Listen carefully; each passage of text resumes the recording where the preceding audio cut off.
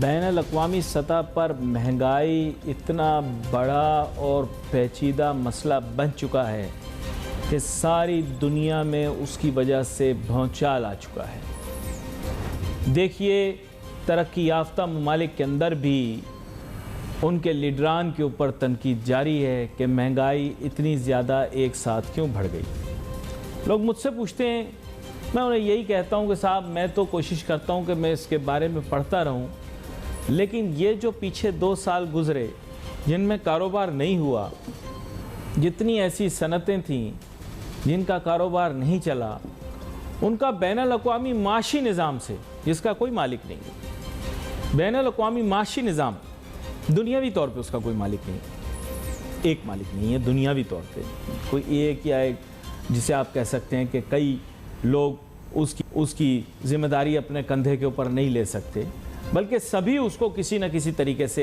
Own करते हैं। वो बैनुल-अक़वामी माशी निज़ाम उन लोगों को कंपनसेट करेगा ना जिनकी सनत नहीं चली 2 साल, तो महंगाई होगी ना। देखो, आप समझने की कोशिश करो, एक वक्त ऐसा आया कि तेल के सौदे मनफी में हुए, यानी तेल की कीमत जो है ये मनफी में हो गई। मनफी के माने क्या होते हैं कि कोई मुफ्त में भी तेल के सौदे करने को तैयार नहीं था। कब की बात है ये? जब ये बैनुल-अक़वामी सतह के ऊपर वबा फैली हुई थी तो कोई भी तेल लेने को तैयार नहीं था। भाई, अगर ले भी लेंगे तो बेचेंगे कहाँ? गाड़ियाँ तो चल नहीं रही थी, शहर के शहर बंद पड़े थे।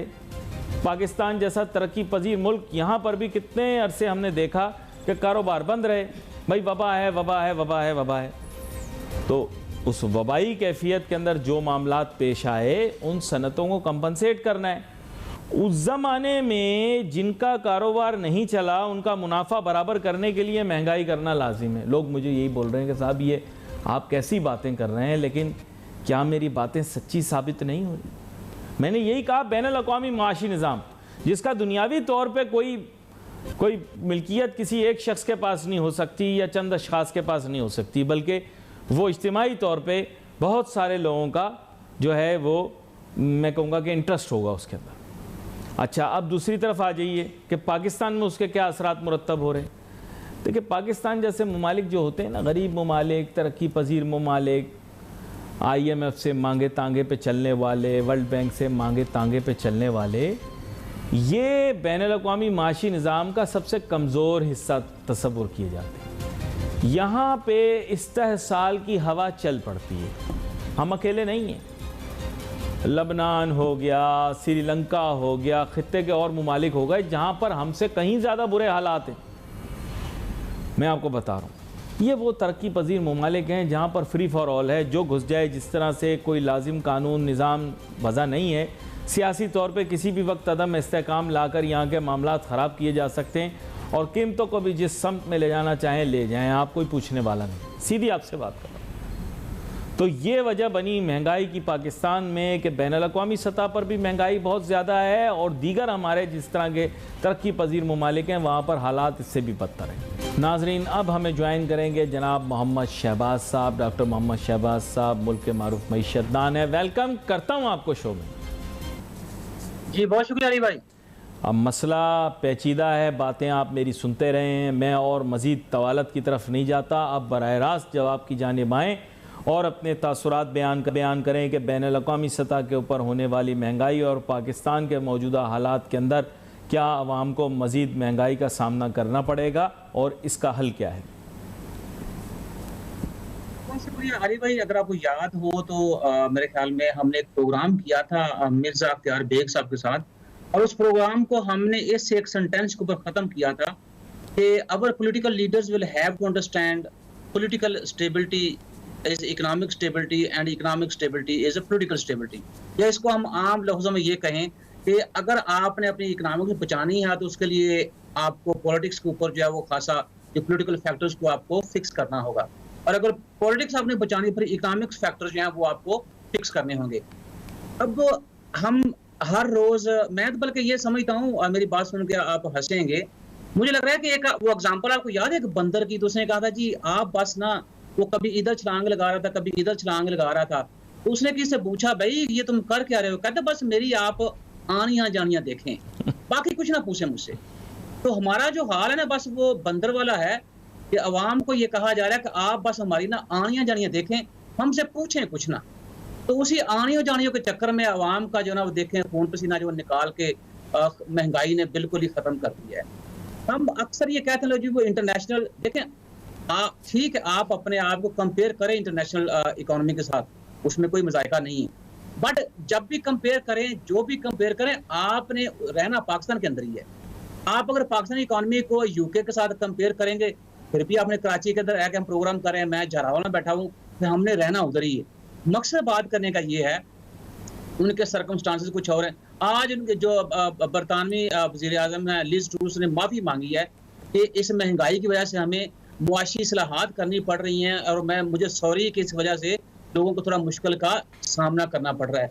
उन्होंने कोई जो टैक्स इंसेंटिव दिए थे, रिबेट दिए, तो वो भी उन्होंने वापस ले लिए हैं, उनके जो नए वज़ीर ख़ज़ाना आए हैं। लेकिन वो कह रहे हैं कि ये सारा शॉर्ट टर्म है, लॉन्ग टर्म के अंदर हम लोग जो है आहिस्ता आहिस्ता जो महंगाई का जो भूत है इसको हम कंट्रोल कर लेंगे। मुझे आप बताएं, और वो कंट्रोल कर भी लेंगे। वजह इंस्टीट्यूशंस बहुत स्ट्रांग है, जो भी पॉलिसी इंप्लीमेंट की जाएगी उसके ऊपर अमल दरामद होगा। ऐसा नहीं होगा कि पाकिस्तान की तरह तो यहाँ कोई पॉलिसी इंप्लीमेंट की जाती है आज, तो सुबह उसके ऊपर केस बना के वो जुडिशरी के पास चला जाता है, तो वहां से रुकावटें शुरू हो जाती हैं। तो हर एक अदारा जो हमारे इतने अदारे कमजोर हैं कि हमें ये समझ ही नहीं आती कि हम कर क्या रहे हैं। मसलन आप देखें कि अभी इलेक्शन हुए हैं ज़िमनी, एक हल्के के ऊपर 8 से 10 करोड़ रुपया इलेक्शन कमीशन के अपने एस्टिमेट बता रहे हैं कि खर्च होता है। ठीक है, चलो हम 10 नहीं करते, हम 8 कर लेते हैं। 8 हल्कों में इलेक्शन हुआ, 64 करोड़ रुपया जो है वो हमारा जाया हुआ। लोगों ने वोट दिया ये जानते हुए कि अगर ये इलेक्शन जीत भी जाएंगे तब भी ये वापस असेंबली नहीं जाएंगे या पार्लियामेंट में नहीं जाएंगे। जिन्होंने इलेक्शन लड़ा उन्होंने भी ये सोच के लड़ा कि हमने अपनी पॉपुलैरिटी जो है वो दिखानी है, वो कि हम 8 सीटें जीत गए, 6 जीते या 7 जीते हैं, हमें सीट हमारी सिर्फ एक ही काउंट होनी है। अब इलेक्शन कमीशन ने भी ये, वो भी इलेक्शन कमीशन भी ये देख रहा है, क्योंकि मुल्क में कानून नहीं है ना। 2017 में ये कोशिश की थी इलेक्शन कमीशन ने कि आप ऐसा करें कि एक लीडर जो है या एक उम्मीदवार 2 से ज्यादा हल्कों में इलेक्शन नहीं लड़ सकता। लेकिन उस वक्त नवाज शरीफ साहब ने इसको इनकार कर दिया कि शायद उनको ज्यादा हल्कों से इलेक्शन लड़ने का वो ख्वाहिश थी उनकी। उसके बावजूद इलेक्शन कमीशन ने मतलब कि इलेक्शन भी लड़ने दिया। और उससे बड़ी बात मुझे बताइए कि हम इन्फ्लेशन का रोना क्यों रो रहे हैं, हम गुर्बत का रोना क्यों रो रहे हैं, हम अनएम्प्लॉयमेंट का रोना क्यों रो रहे हैं? जहां अवाम को भी जरूरत होती है अकल से काम ले, वहां से हम काम ही नहीं लेते। अच्छा, मतलब कि लोगों को ये मैं आपसे एक आसान सा सवाल पूछना चाहता हूँ। देखिए, हाल ही में आपने देखा कि हमारे यहाँ बाई इलेक्शन हो, बाई इलेक्शन के अंदर चलो 2 सीटें पीटीआई की जो पहले थी वो हार गए, पीपल्स पार्टी की तरफ चली गई। लेकिन मेरा आपसे पूछना ये है कि ये 6 सीटें इमरान खान साहब जीते और चंद एक सीट के ऊपर बड़े मार्जिन से वो जीते, क्या इसकी वजह मईशत की मौजूदा हालत तो नहीं है? और महंगाई मुकाओ मुहिम जो है, जो एक नारा था महंगाई मुकाओ, उसके नारे के ऊपर हुकूमत का पूरा ना उतरना इसका बायस तो नहीं बनी? क्योंकि हमारे यहाँ आवाम बड़ी सीधी सादी है, जैसे आपने कहा कि वो लोगों की बातचीत के बजाय हल या ठोस चीज़ों पर यकीन करना पसंद करती है, और बहुत ही बेसिक, यानी महंगाई कम हुई या ज़्यादा। तो क्या इमरान खान साहब अपना बयानिया बेचने में कामयाब हो गए कि जनाब मेरे दौर में कम महंगाई थी, अब ज़्यादा है? ये बात बयानिया सर बेचने या ना बेचने की नहीं है। अगर थोड़ा सा आप डेप्थ में जाके देखें तो मेरा ख्याल है गवर्नमेंट ने, जाहिर सी बात, मुस्लिम लीग नून जो है वो पार्टी गवर्नमेंट में शामिल, तो उन्होंने इतना सीरियस नहीं लिया इस इलेक्शन को। एक चीज मेरा जो मैं एक बैकग्राउंड या मैं एक बयानिया बना रहा हूँ वो ये बना रहा हूँ कि अवाम को भी पता था कि ये 8 सीटें जीतने के बाद या 6 जीतने के बाद ये पार्लियामेंट में वापस नहीं जा रहे। इमरान खान साहब को भी पता था कि मैं पार्लियामेंट में वापस नहीं जा रहा, हुकूमत को भी पता है कि ये पार्लियामेंट में वापस नहीं जा रहा, इलेक्शन कमीशन को भी ये पता है कि पार्लियामेंट में नहीं जा रहा। लेकिन हमारे 64 करोड़ रुपए का नुकसान हो गया। इसका जवाबदेह कौन है? क्या मैं ये क्वेश्चन कर सकता हूँ कि इसका जवाबदेह वो लोग हैं कि जिन्होंने बगैर सोचे समझे वोट दे दिया। आप इधर कह रहे हैं महंगाई हो गई, उधर आप जरा भीख मांग रहे हैं इंटरनेशनल इंस्टीट्यूशन से, ठीक है, और इधर आप शाह खर्चियां कर रहे हैं। तो मैं जो बात कर रहा हूँ वो ये कर रहा हूँ कि हमें अवाम को भी सोचना चाहिए कि जनाबे वाला हम जो वोट दे रहे हैं क्या उस वोट की कोई प्रैक्टिकल इंप्लीकेशन है? अब मुझे आप बता दीजिए, अगर हम ओवरऑल देखें इलेक्शन जलसे जुलूसों में जा रही हैं, आपसे भी मेरा सवाल है, अवाम से भी सवाल है, इन 6 सीटों के अमली इकदाम क्या है? तो जब इस मुल्क के अंदर इस तरह के अनप्रोडक्टिव एक्सपेंडिचर फाइनेंस है उसको आप अनप्रोडक्टिव प्रोजेक्ट्स के अंदर इस्तेमाल करेंगे, तो फिर मेरा ख्याल है कि महंगाई जैसे इश्यूज के ऊपर तो बात करनी नहीं चाहिए, क्योंकि आपके लिए महंगाई जो है वो प्रायोरिटी है ही नहीं। आपके लिए अनएम्प्लॉयमेंट प्रायोरिटी है ही नहीं, आपके लिए गुर्बत प्रायोरिटी है ही नहीं, क्योंकि ये प्रायोरिटीज कुछ और चल रही हैं। मुझे ये बताइए कि आप अभी तक महंगाई तो आप जब कमेटियां आपकी काम करें, काउंसिल कमेटियां काम करेंगी, डिस्ट्रिक्ट कमेटियां काम करेंगी या प्रोविंशियल कमेटियां काम करेंगी, तब आपको पता चलेगा। अभी तक हमें ये नहीं पता कि सैलाब से हमारा बेसिकली कितना नुकसान हुआ है। वर्ल्ड बैंक कुछ कह रहा है, IMF कुछ कह रहा है, आपके प्राइम मिनिस्टर साहब कुछ कह रहे हैं, सिंध के जो जनाब वो तो लोग भूल भाल गए हैं। हमारे यहाँ एक्चुअली एग्जॉस्ट हो गए लोग इस चीज से, आपको तो पता ही होगा। आप बेसिकली अब आप आए उस तरफ। अब जो बात है ना, ये महंगाई का बयानिया या ये गुर्बत का बयानिया या बेरोजगारी का बयानिया, ये बिल्कुल लोग इमरान खान साहब जो एक अच्छा काम कर रहे हैं, वो ये उनको पता है कि अवाम की जो मेमोरी है वो बिल्कुल नहीं है। कल मैं जो कहता हूँ वो अवाम भूल जाते हैं, अवाम आज मुझसे जो सुनना चाहते हैं मैं वो सुनाऊं। तो बेसिकली ये जो इलेक्शन जीता गया है ना, वो इस टेक्निक के थ्रू जीता गया है। मेरा ख्याल है कि अवाम के लिए भी महंगाई का ये इशू नहीं है, अवाम के लिए भी गुर्बत इशू नहीं है, अवाम के लिए बेरोजगारी भी इशू नहीं है। हमारे लिए ये कि थिएटर लगा हुआ है, हर रोज कोई ना कोई नया ड्रामा होना चाहिए, और ये सारे मिलके मदारी जो है, कोई इधर छलांग लगा रहा है, कोई उधर छलांग लगा रहा है। अच्छा, मैंने आपसे एक चीज जाननी थी। बड़ी सीधी सी बात है। आप भी मेरी तरह खुल खुला के बात करते हैं जी, आप भी मेरी तरह खुल खुला के बात करते हैं। इसी चीज में इजाफा करते हुए मैं आपको बताता हूँ, आप देखें लोगों को अपने अगले वक्त की रोटी की फिक्र नहीं है, लेकिन व्हाट्सएप, सोशल मीडिया और टेलीफोन के ऊपर मुल्क की सियासी हालात के ऊपर बात कर रहे हैं। क्या आपको कुछ समझ में आ रही है बात? ऐसे अपनी ज़िंदगी में मगन जैसे दुनिया में और कुछ है ही नहीं। बाहर के तरक्की याफ्ता ममालिक के अंदर मैंने देखा है कि लोग अपनी ज़िंदगी में इतने मगन होते हैं, दुनिया की दौड़ धूप में लगे होते हैं कि उनके पास शायद सियासत के मुतल्लिक गुफ्तगू करने का वक्त भी नहीं होता, सिवाय ये कि चंद लोग जो कि इस शोबे से वाबस्ता हों। हमारे मुल्क के हालात आप देखिए, न पेट में रोटी न पाँव में जूती, लेकिन हर वक्त सियासत इनके जहन पे हावी है। क्या मईशत कुछ नहीं? क्या अगले वक्त की रोटी कुछ नहीं? बेशक मेरा रब सबसे बड़ा राज़िक है, लेकिन इंसान को थोड़ी मुशक्क़त तो करनी पड़ती है, ये तो कुदरती सफ़ है। बाकी मेरे रब की मर्ज़ी, जिसको मर्ज़ी दे दे, किसी को घर बैठे मिल रहा है, किसी को मुशक्क़त करने पे भी नहीं। लेकिन डॉक्टर मोहम्मद शहबाज साहब, आप और मैं साइंस के शोबे से ताल्लुक़ रखते हैं। हमारी साइंस के मुताबिक मेहनत लाजमी है, तरजीहात लाजमी हैं, और हमारी जो फील्ड है इकनॉमिक्स, उसकी पहली कंसिडरेशन ये है कि ह्यूमन बीइंग इज़ रैशनल। लेकिन ये रैशनल वाली बात हमारे मुल्क में सही है? ऐसे ही पूछ रहा हूँ। देखो ना, बड़ा अच्छा शेर है किसी का, अमल से बनती है, मुझे पूरी तरह याद नहीं है, अमल से बनती है जिंदगी, जन्नत भी जहन्नम भी, ये खाकी अपनी फितरत में ना नूरी है ना नारी है। मुझे एक बात बताइए कि हम अपने घरों के अंदर जनाबे वाला वो बड़े बड़े नाम हमने लगाए होते हैं, कलमा शरीफ लिखा होता है, दुरूद शरीफ लिखा होता है। क्या कभी हमने जिंदगी में बीइंग मुसलमान हमने कभी ये सोचा है कि यार इसका जो मतलब है उसको हम अपने ऊपर जो वो इम्प्लीमेंट करें या अपनी जिंदगी में उसको अमली हिस्सा बनाएं? जैसा कि अभी आप कह रहे हैं कि अल्लाह ताला फरमाता है कि मैं मेहनती आदमी जो है उसका दोस्त हूँ। तो मुझे एक बात बताइए कि बंदे का काम तो होता है मेहनत करना, मतलब कि अमल करना उस बात के ऊपर, और उसके बाद उसका जो रिजल्ट है वो थोड़ा आता है, ज्यादा आता है या नेगेटिव आता है, वो अल्लाह ताला की मर्जी है। लेकिन मेरा ये मानना है कि अगर एक चोर वो भी अच्छे तरीके से प्लानिंग कर रहा है तो वो भी चोरी में कामयाब हो जाता है। तो आप लोग जो मेहनत कर रहे हैं, अल्लाह ताला की ज़ात ये कह रही है कि मैं आपका साथी हूँ, तो फिर हमारा काम ये है कि हम अच्छे तरीके से मेहनत करें, बाकी इसका फल जो है वो अल्लाह ताला के ऊपर छोड़ दें। अल्लाह ताला कभी भी आपकी मेहनत का फल नहीं रखते। ये ज़ात आपको हर लिहाज में अपनी रहमत से नवाजती है। देखिए, दीनी मौज़ूआत के ऊपर तो मैं गिरफ्त नहीं रखता क्योंकि वो मेरे लिए मुश्किल है, लेकिन आपकी गुफ्तगू में मैंने ये जो अखज़ किया ना कि चोर भी प्लानिंग से चोरी करे तो उसको फ़ायदा होता है, तो पाकिस्तान में चोर फिर बड़े अच्छे प्लानर्स हैं। ये मैंने एक बात, वो मेरे ख्याल में मेरी बात समझ आ गई, मैं बात किधर लेके जा रहा हूँ, तो इसलिए मैं वो थोड़ा सा कोड वर्ड में बात कर रहा हूँ। और दूसरी बात अब ये है कि देखें कितने प्रोग्राम हमने किए, उसके अंदर एक ही बात बार बार आ रही है कि भाई साहब आप मुआशी इस्लाहात लेके आए, अपने अदारों को मजबूत करें, आपकी जो इकनॉमिक पॉलिसी है, कॉम्प्रीहेंसिव इकनॉमिक पॉलिसी है, कुछ 10 साल की, 15 साल की, 20 साल की इंप्लीमेंट करें, थोड़ा दूर अंदेश हो। अब क्या जैसे कह रहे थे वक्फे से पहले कि लोग जो कल का सोचते ही नहीं है, और लोग यकीन करें वाकई कल का नहीं सोचते। अभी जैसे हम इंटरनेट की बात कर रहे थे, अब आप कहीं जाते हैं ना तो सबसे पहले हाँ जी सलाम अलैकुम वालेकुम सलाम, जी अपने वाईफाई का पासवर्ड तो शेयर कर दीजिए।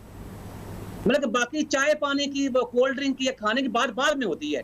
इतना इन चीज़ों को हमने वो नेसेसरी बना दिया है और वहाँ पर ढूँढना क्या आपने? आप किसी की पोस्ट पढ़ेंगे, ठीक है जी। अब वो आप बगैर ये जाने को पोस्ट के अंदर जो मवाद है, वो अखलाकी है, गैर अखलाकी है, ऑथेंटिक है या अनऑथेंटिक है, लेकिन आप पढ़ेंगे, अपने आप को बिज़ी करेंगे। मकसद बात करने की ये है कि आप अगर कोई अच्छी इकोनॉमिक पॉलिसी बनाते, अभी भी बना नहीं, लें। मैं आपसे पूछना इसलिए चाहता आपके हूँ, इश्यू जो महँगाई वाले पाकिस्तानी इश्यूज़ मीडिया रहेंगे पर नहीं। फेक न्यूज़ का इल्ज़ाम लगाने वाले, आपसे एक चीज़ पूछता हूँ, लुकमा एक आपको देता हूँ। पाकिस्तानी मीडिया पर तोहमत लगाने वाले, इल्ज़ाम लगाने वाले कि हम फेक न्यूज़ फैलाते हैं, आप मुझे बताएं इनकी अपनी सोशल मीडिया, आप भी इशारे से समझ जाएं, मैं बहुत सारी चीज़ें छुपा रहा हूँ, इनकी जो सोशल मीडिया के ऊपर चीज़ें शेयर की जा रही होती हैं, वो कितनी हकीकत से नज़दीक या मुस्तनद तस्वर की जाएंगी? देखें जी, वो तो जो 5 टूल है ना पाकिस्तान के अंदर इलेक्शन जीतने के, उनमें से एक टूल वो है। तो वो तो बेसिकली उस टूल को, ये वही बात है सर कि आपका कुत्ता कुत्ता, मेरा कुत्ता टॉमी। बड़ी सिंपल सी बात है, ठीक है। अब आप जो मर्जी करें वो सारा कुछ ठीक है, अगर कोई दूसरा बंदा करे तो वो फेक हो जाता है, उसके ऊपर लॉ पास होना चाहिए, उसके ऊपर ये वो कार्रवाई होनी चाहिए। मैं कहता हूं कि आप इकोनॉमिक पॉलिसी बनाएं, लोगों के इनकम सोर्स बढ़ा दें आप। अब जाहिर सी बात है, जब आप इकोनॉमिक पॉलिसी बनाएंगे, इंडस्ट्री को आप मदद रखेंगे, आपका जो मैन्युफैक्चरिंग सेक्टर स्मॉल लार्ज उसको मदद रखेंगे, आप अपने एग्रीकल्चर सेक्टर को मदद रखेंगे, आप अपने सर्विस सेक्टर को मदद रखेंगे, तो इन तीनों सेक्टर्स को, चारों सेक्टर्स को मदद रखकर पॉलिसी बनाए। पॉलिसी को 10 साल के लिए बननी चाहिए। अब देखें इसके इकोनॉमिक्स के असरात जो आपको मिलते हैं या नहीं मिलते। जैसे मैंने आपसे पहले कहा कि नोबडी इज सीरियस, फिर वही चल रहा है जी, मेरी आनी देखें और मेरी जानी देखें। और ये एक मैं और बात बता दूं कि हाँ, जो भी गवर्नमेंट आती है, they are not here for the betterment of people, they are just here to complete their 5 years their tenure। ये एजेंडा सर चल रहा है। और ये आप देखिए अगर, तो मेरे ख्याल में कुछ जो हमारे पॉलिटिकल लीडर्स हैं, उनके मुंह से आपको ये सुनने को मिलेगा। अल्लाह का शुक्र है कि हमने जमहूरी तरीके से बीइंग अ प्रेसिडेंट मैंने अपने 5 साल पूरे किए। अब आपको ये भी समझ आ गई होगी मैं किसकी बात कर रहा हूँ। और अभी भी जो चीजें चल रही हैं वो यही चल रही है ना कि भाई मुझे 5 साल पूरे करने दें, मुल्क जो है वो दाने पे चला जाए, तबाही के कोई परवाह नहीं है। अभी वो कह रहे हैं कि मैं पहले जब था तो उस वक्त जनाबे वाला मेरे पास हुकूमत पूरी नहीं थी, मुझे वो बर्तरी नहीं थी, अब बर्तरी मिलेगी। इसका मतलब ये कि आपके पास बर्तरी नहीं थी, आपने मुल्क का ये हाल कर दिया था, अब आपके पास बर्तरी आ गई तो फिर अब क्या करें। जो दूसरी बात है कि चले किसी हद तक मैं ये भी गवर्नमेंट जो है वो कह रहे हैं कि दूध की नहरें नहीं बहा रही लोगों के लिए, लेकिन एटलीस्ट कहीं जाके थोड़ा बहुत, मतलब कि पिछली गवर्नमेंट वो भी पाकिस्तान के लिए मांगती थी, वो जायज था, उसको अपने पैकेज का नाम दे दिया, ठीक है। अब ये भी है तो ये भी पाकिस्तान के लिए मांग रहे हैं। तो अगर ये दोनों लोग सियाने हो जाएं, तो पहली बात तो ये थी कि ये जो इम्पोर्टेड गवर्नमेंट सो कॉल्ड ये कहते हैं, इसने इनको टाइम नहीं दिया, इनको चाहिए था ये 5 साल पूरे करने का टाइम दे, ताकि हमें पता चलता कि ये कौन सा गुल खिला रहे हैं। अब अगर ये imported so called government by the other party अगर ये है, तो इनको भी चाहिए कि जो 8-9 महीने हैं इनको तसल्ली से काम कर लेने दें, ताकि हमें पता चल जाए कि ये कौन से दूध की नहरें जो हैं वो लेके आएंगे। लेकिन नहीं, मुल्क के बारे में तो कोई बंदा सोच ही रहा, इंडिविजुअल लेवल पे चीजें चल रही हैं। आप ये देखें, छोटे छोटे बयानों से यकीन करें आपकी स्टॉक मार्केट क्रैश हो रही है, आपका रुपया जो है उसको जंप हिट करता है, डॉलर कहाँ चला जाता है। तो ओवरऑल तो देखा जाए तो नुकसान तो अवाम का ही है, और अवाम बेचारी जो है ना वो मस्त है, उसको कोई परवाह नहीं है कि आया कि क्या हो रहा है क्या नहीं हो रहा। उसकी वजह ये है कि ये अवाम को अपने इस चक्की के जो पार्ट है उसके अंदर धनस दिया है कि अवाम बेचारी अपनी जो है ना वो 3 टाइम की रोटी वो पूरी करने की कोशिश में लगी है। वो जैसे भी हो रही है, चोरी करके हो रही है, काम करके हो रही है, या लोगों से मांग के हो रही है। बड़ी अहम बात आपने की है, और मैं चाहता भी हूँ कि इसके अंदर मज़ीद वुसअत आए गुफ्तगू के अंदर, इसलिए मैं आपको एक और जानिब भी ले जाना चाहूँगा। बात यह है कि अब इसका हल, जैसे आपने बताया कि इनको वक्त दिया जाए, लेकिन अब माजरत के साथ बात कुछ ऐसी है कि इमरान खान साहब के बयानिए को इस वजह से तक़वियत मिल रही है क्योंकि लोगों ने सोचा था कि जादू की छड़ी घुमाने के बाद मौजूदा नून लीग की हुकूमत महंगाई को एकदम कम कर देगी, डॉलर की कदर के अंदर तेज़ी से कमी आएगी। हुआ कुछ ऐसे कि हुकूमत मिलने के बाद ये चीज़ें हुई कि डॉलर की कदर में इजाफा हुआ। अगर पहले हुआ होता और ये कमी लाते फिर बढ़ता एक अलहदा चीज़ है, लेकिन खान साहब को ये मौका मिल गया कि अब वो इसकी बाकायदा एक बैलेंस शीट या एक लिस्ट पेश करते हैं जिसमें वो वजाहत के साथ बताते हैं कि हम इतने पर छोड़ के गए थे, ये यहाँ पर ले आए। आटा हमारे दौर में इतना, आपको पता होगा ये हमारे मुल्क की पुरानी आदत है रोना, क्योंकि दसदी भी नहीं, हंसदी भी नहीं, नसदी भी नहीं, तो फिर समझ तो आप गए होंगे, मैंने भी इशारों इशारों से आपको बातें बताई हैं, लेकिन अब मसला ये कि पाकिस्तानी अवाम का यही हाल है। तो अब ये बैलेंस शीटें देख देख के और कंपैरिजन्स देख देख के मेरे ख्याल से हम तंग आ गए, लेकिन अवाम तंग नहीं आई। और उनको मौका मिल गया कि वो ये बता सकें कि उनके दौर में चीज़ें सस्ती थीं, डॉलर सस्ता था, चीज़ें सही सिमत में जा रही थी और अब नहीं जा रही। क्या कहते हैं आप इसके मुतालिक? नहीं, मैं सर इन्हीं की बात करता हूँ ना। जब इनकी गवर्नमेंट थी तो इनसे कहा जाता तो ये कहते थे जो गलतियां 70 सालों में हुई हैं वो ये साल में, 2 साल में, 3 साल में, 3.5 साल में तो ठीक नहीं हो जाएंगी। अब बात ये है कि जो इन्होंने गलतियां की हैं 3.5 सालों में, वो भी तो 2-4 महीनों के अंदर ठीक नहीं हो जाएंगी ना। दूसरी बात, आप आज डॉलर की बात कर रहे हैं, ठीक है, government is trying to settle things, but issue ये है कि दूसरी तरफ जो अपोजिशन है या ये इमरान खान साहब जो हैं, ये मुझे बताएं ये कुछ सांस लेने दे रहे हैं? ये जो सोशल मीडिया का आपने बताया है, इसके थ्रू कितना जो है फेक मवाद जो है, कितना गलत खबरें जो फैलाई जा रही हैं। अब इन्वेस्टर जो है बाहर का, उसने तो ये देखना है ना। अब इस तरह की जब अनसर्टेनिटी खबरें जो होंगी वो अनसर्टेनिटी क्रिएट करेंगी, उस वजह से भी चीजें जो ये डॉलर आपके काबू से मिलकर बाहर हो जाएगा। तो देखा जाए तो directly and indirectly Imran Khan साहब जो है उनका हिस्सा तो है इसमें। मसला ये है कि वो हम लोग, चूंकि एक मैं भी शामिल उसमें, इतना हमारे अंदर शऊर ही नहीं है, या हमारी इतनी अकल ही नहीं है, हमारी इतनी फहम ही नहीं है कि हम चीज़ों को जब बारीकी से देखें। जब थोड़ा सा बारीकी से देखेंगे तो हमें सब कुछ समझ आ जाएगा कि इस मुल्क में कौन कंट्रीब्यूट कर रहा है और कौन कंट्रीब्यूट करने नहीं दे रहा। लेकिन हम उस तरफ जाना नहीं चाह रहे। हम चाह रहे कि ऐसी एक छड़ी हो जिसका आपने भी मुझे बताया है कि बस हम कहें कि खुल जा सम तो सारा सम जो है ना, या सिम वो सारा खुल जाए। हम कहें जी वो खुल जा अपना इनकम सोर्स, सारे इनकम सोर्स खुल जाएं। हम कहें जी वो मेरे अकाउंट में इतने पैसे आ जाएं तो सारे आ जाएं। बात ये है कि इंक्लूडिंग अवाम, पॉलिटिशियंस, कोई बंदा अमली तौर पे काम करने को तैयार ही नहीं है और ये उसी का खमियाजा भुगत रहे हैं। एक हमारे ऊपर 8-9 महीने ये बात रही बात, तो जो करंट अकाउंट खसारा बढ़ गया, उस वजह से मुल्क के अंदर जो है वो गुर्बत बढ़ गई। अभी तो करंट अकाउंट आपकी जो प्रोग्राम की सुर्खी है वो तो उसने बताया यार करंट अकाउंट में कमी आ गई है, तो फिर गुर्बत कम हो जानी चाहिए।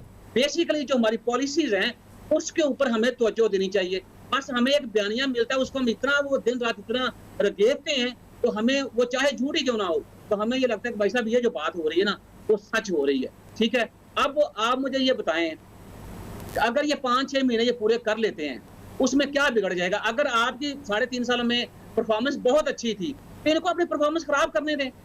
आप ये जो इनकी परफॉर्मेंस खराब हो रही है उसमें आप क्यों हिस्सा डाल रहे हैं? लेकिन नहीं, हमने वो बात है भाई साहब, ना खेलना है और ना खेलने देना है, क्योंकि अब हमने सिर्फ खेलना है। खैर, ये तो एक लंबी बहस है जिसके ऊपर आगे आने वाले दिनों के अंदर भी आपके साथ गुफ्तगू जारी रहेगी। अब मसला कुछ यूँ है कि अब तमाम चीज़ों का समअप आपके सामने पेश करना है। बैनुल अक़वामी सतह के ऊपर महंगाई हो रही है, मुकामी सतह के ऊपर भी महंगाई हो रही है। सैलाब की वजह से अजनास जो हैं उनकी कीमतें तो बढ़ेंगी, ये कुदरती सी एक बात है। पाकिस्तान एक पसमानदा मुल्क है, तरक्की पजीर मुल्क है, हमारा माशी निज़ाम भी कमज़ोर है, हमारा इस्तेहसाल भी किया जा सकता है। दूसरी जानिब तनख्वाहों के अंदर हम देख रहे हैं कि इतना इजाफ़ा नहीं हुआ पिछली 2 दिहाइयों में। मुशर्रफ साहब के दौर में एकदम तनख्वाहों के अंदर बड़ी तेज़ी से इजाफ़ा हुआ था, जिसकी वजह से मुल्क की मईशत में भी बेहतरी आई थी। लेकिन उसके बाद फिर तनख्वाहों के ऊपर आप एक ऐसे सोच लीजिए कि एक स्लो ट्रेंड लग गया। अब हालात कुछ इस तरह हो गए हैं कि पब्लिक सेक्टर के अंदर तनख्वाहें ज़्यादा और प्राइवेट सेक्टर में कम हैं, जो पाकिस्तान के अंदर रुझान कम रहा है। इस सूरत हाल के अंदर ज़्यादा लोगों के पास प्राइवेट सेक्टर जॉब्स हैं या निजी सेक्टर के अंदर जॉब्स हैं या ख़ुद अपना काम या कारोबार करते हैं। अब लोगों की क़ुव्वत ख़रीद कम हो रही है। हमें इससे समझना पड़ेगा कि अगर माशी पहिए को या इकनॉमिक व्हील को चलाना है तो हमें किसी भी तरह कोशिश करके मुल्क की मईशत को बेहतर करना पड़ेगा। यहाँ पर प्रोग्राम का वक्त ख़त्म हुआ चाहता है। Wait for message on Facebook. Ali Nasir mighty को जाती है। अल्लाह हाफ़िज़।